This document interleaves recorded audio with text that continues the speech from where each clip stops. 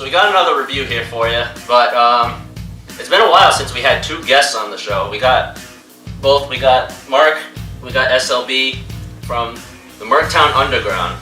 From MercGoat Studios. Thank you guys for coming. Thank you guys for coming back. I miss you so much. We didn't scare you from the Faith No More review last year, did we? That was really fun. No, that was awesome. That album was fun. I've been wanting to do this for a while. Our schedules have kind of sucked. He's going on a new schedule soon, so everything's going to be better. Return to the living, but you a daywalker once more.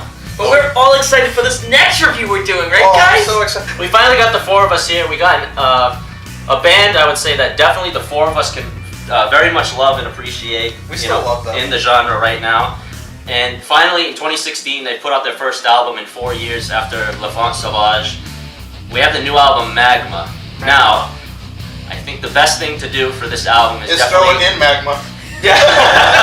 Every time. Definitely go track by track, but let's give our initial thoughts of it, like, really quick. This album is disappointingly bad. Every time you play Magma, a puppy gets AIDS and explodes. And a child gets a mullet. Or the puppy gets a mullet now, and AIDS. Now, why is this? Let's get into why that is. What's wrong with this? What's wrong with this album? The point that we will continuously come back to for this record, and I know what everybody's gonna say. Everybody that thinks they know Gojira is gonna say, "Hey, look, listen, this album sounds like Terra Incognita. This is real Gojira. Woo!" You can go fuck yourself because, to be perfectly honest, Gojira has basically perfected the formula of how they write music. They're the masters of writing this style of music. In terms of how this one sounds, people will probably lean towards the thing of saying it sounds like Terra Incognita. My response to that is that in my eyes, Gojira didn't truly develop their sound until maybe like The Link. Well, we get this album and it's almost like the worst of the worst. But why, if you my problem with this record is if you've perfected a formula this well, why change it? Well, not change it, but why change it that radically? A lot of bands have changed their sound. Look at Mastodon. Yeah, Mastodon's like stoner metal now. And it's still amazing. Yeah. At least I find it amazing. Well, let's take two things off the table first and foremost. First and foremost, supposedly this album was written since half of it was written before the mother died, half of it after the mother died. Yes, that definitely affected it. So that affected it. You know, when a tragedy strikes band members, you know, it usually causes like very emotional and like pretty serious music to come out with. Right when you're emotional. Yeah, and something like that should give way to some great music. Something horrible like that. Yeah, exactly. Randy wrote some songs about his lockup when he got arrested in Czech Republic. Yeah. And then Gojira, I think, tries to put a lot of emotion from that tragedy into this, but I don't get anything from it. If they were under this much pressure, they should have waited to finish the record. They should have waited. If this was a horrible thing that happened to them, I get it. It's horrible, but if you're recording, right, or you're going into the recording process and you feel like you need to take a break like that, take a break. Nobody would have been mad if Gojira waited another maybe a few months or something like that to write this record. On top of it, the mixing just sucks all around. We had this discussion. The production's horrible. I know they're good musicians. I know they can all play very well. Right. I said, but I don't know who they chose as a producer, but it's just terribly. Well, they recorded this in Silverback Studios, which is the place that they just built in New York. Yeah. Earlier this year. I heard about that. So this is where, that's to my knowledge, is where they recorded this things. This record seems like they just spiraled. I almost said that they didn't care, but that could probably not be farther from the truth. It's got a lot of good reviews from what I'm reading online. It's got a lot of good reviews from Metal Injection was one of them. Yeah, Metal Injection. Well, I was looking at like iTunes reviews, and obviously that's less corporate and more people. A lot of people like it. Yeah. And I'd like to know. I'm done fine. I don't get what I'm not. It's obviously not resonating with any of us. So I don't get what people actually find. I think we should try to get into each song here. So this album's probably the best 10 songs, almost 44 minutes long. 10 songs seems kind of short, but I think that's like ideal for like bands right now. Is 10 songs, but like makes each song like Lafont wasn't that at least long. It wasn't an like 4 minutes incredibly long track. It opens with like a hopefully optimistic track with the shooting star. Yeah. You start listening to it, you get into the clean vocals and everything like that. Like I can welcome a little bit of change. I said this song gives a little bit of optimism for the album. One of the things that I really like about Gojira is their ability to create to switch between tempos very quickly in tasteful ways, and kind of the groove that they have, and also the amazing speed that they're able to do. Mario is unbelievable on drums, and he's a huge part of this record. I feel like he's very underutilized. This record has none of him on it, basically. It's all him dialed back, it seems. The heavy part of Gojira's sound is how sonically assaulting they are. Absolutely. So, like, I'm not sure if Gojira maybe had some sort of an identity crisis on this record, but they're... Too much Nickelback? The singles I don't really have a problem with. I'd say they're probably the best two on the album. But that's that's not saying much because the album is how it is. The problem is it's very simplistic for what Gojira is. Exactly, and that's another issue of it. That's why I'm saying is you don't realize how much Mario brings to that.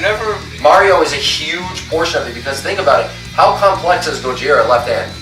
It's not at all.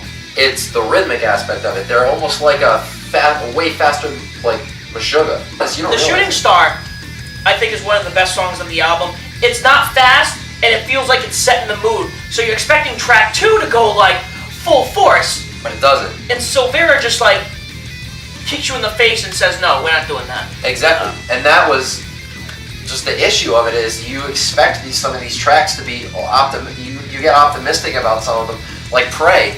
Pray was a great example of it, because once I hit that song, I was just like, maybe the second half of this record might open up a little bit more. The second half kind of ran together. It seemed like it was all kind of like jumbled together. Yeah, but Pray basically creates an opportunity for an album that just never delivers. Yeah. It never delivers. It's like I would actually say it's arguably one of the best tracks on it.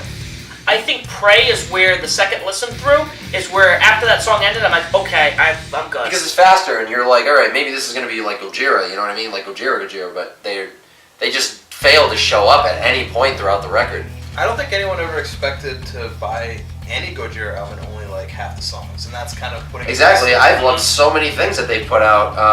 As soon as I heard that single, I turned to you immediately and I said, this record is going to be not good. That song grew on me, but it's still a mediocre Gojira song. And it's not, and they attempt to employ that whammy pedal kind of thing that they do in that song throughout the record, and it's like... But where's the scratch like they do in every other major... The pick scratch, there's no Gojira pick scratch. It's like their signature thing is gone. And now they're like, hey, Kirk Hammett, how do you go Chris Brown on a fucking whammy bar? It seems so traditional. It seems so, it's just exactly what you said. It seems like they went back to traditional songwriting rather than allow their creativity to really make... Not even traditional songwriting. It's like they went completely simplistic with Magma, and it's just a lot of trying to be experimental, and it just doesn't work. Right, none of it works to me anyway. Like this experimentation with like these more simplistic songs, and then even like really obscure stuff like Yellowstone and Living. Oh my God, Yellowstone! What did I say to you? I said the last song, Liberation. Yellowstone sounded like a... You said it sounded like a 4th grade talent show. Yeah, dude, it sounded Liberation, horrible. I think I've heard Jason Mraz songs that are heavier. Like, honestly, what's your favorite songs off this album? If you want, or like your mediocre, like the songs that you can tolerate the most. How about that? I like the first 3. I like Pray. The singles.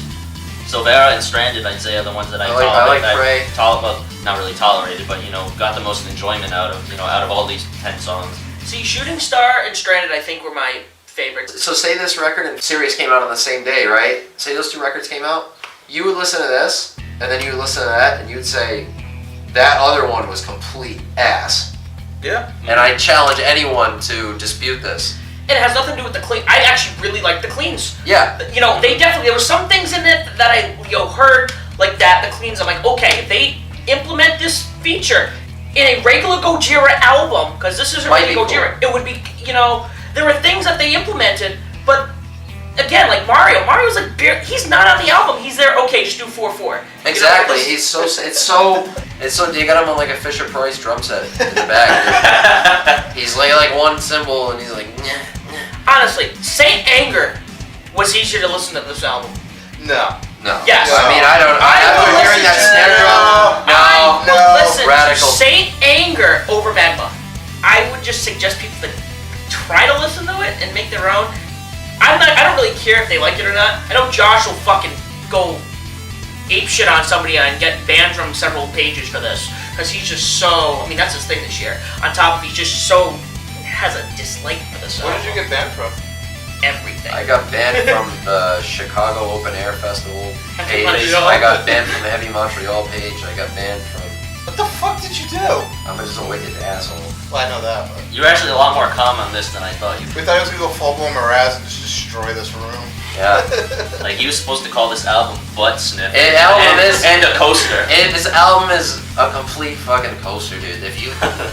But at least I thank you guys for at least We reviewing tried. this and listening to it at the same time. Yeah, we tried. I tried really hard to like it, especially because when you messaged me about it, you're like, I hate it. And I wanted to just like fucking disagree with you. I don't know why. I wanted to just come like, I don't disagree with any of you fuckers. I actually liked it, and I tried so hard to like it. And Yeah. It was, Alright, we'll end it there.